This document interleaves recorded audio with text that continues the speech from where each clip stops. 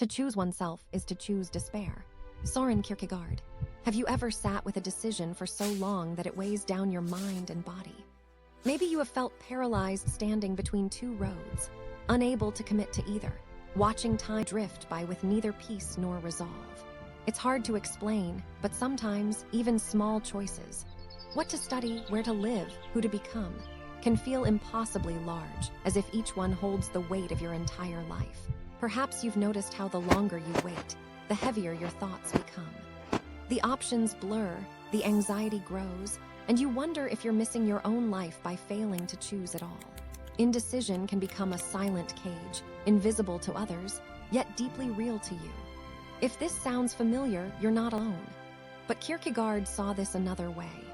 He lived through deep inner conflict and wrote about what happens when we're caught within ourselves, unable to act.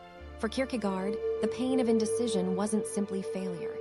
It was a kind of crossroads, the point where the self confronts its own freedom. To choose oneself, in his words, means facing the truth that no outer sign or absolute certainty will ever appear. We must leap, not because we're sure, but because the act of choosing itself is what makes us truly alive. Kierkegaard believed that the despair we feel in these moments is not a punishment, but an awakening.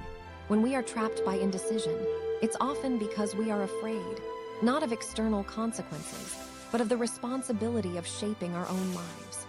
He encourages us to see this as a calling, to accept the burden and freedom of choosing, even without guarantees.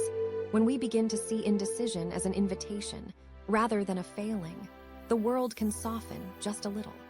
We might gently ask ourselves, what values do I want to risk myself on, even if I'm unsure?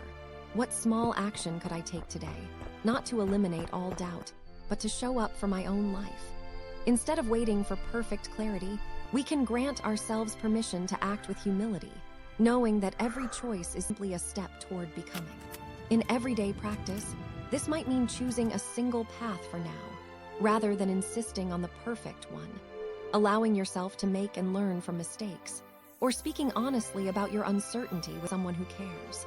If this speaks to something in you, consider subscribing. I'm building a quiet corner of the internet for people like us, people asking harder questions, healing deeper wounds, and finding their way forward. Drop a comment if you want me to explore something specific next. I'd love to hear your story. You don't have to fix every indecision right now. Sometimes, noticing the struggle is an act of courage in itself. If you're here, listening, still trying, that's movement too. Thank you for giving this space in your day. Take care of yourself. I'll see you in the next one.